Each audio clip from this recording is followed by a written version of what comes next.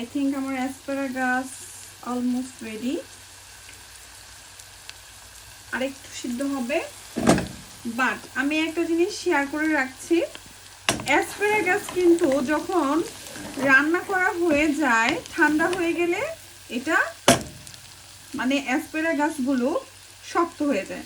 আবার যখন ওভেনে গরম দিয়ে খাওয়া হবে অথবা কুকারে গরম দিয়ে গরম গরম ভাতের সাথে খাওয়া হবে তখন কিন্তু আবার এটা নরম হয়ে যায়। তো এই জিনিসটা মাথায় রাখতে হবে, অ্যাসপারাগাস ঠান্ডা অবস্থায় শক্ত থাকে আর গরম অবস্থায় এটা নরম থাকে।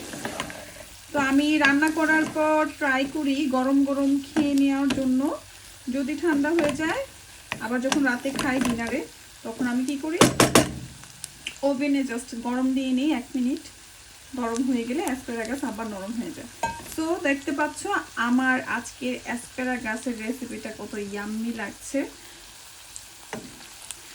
তোমরা চাইলে এখানে রসুন তারপর অ্যাসপারাগাস আরো বেশি করে দিতে পারো।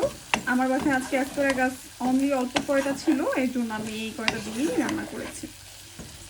আজকের মতো বাই বাই, সবাই ভালো থেকো।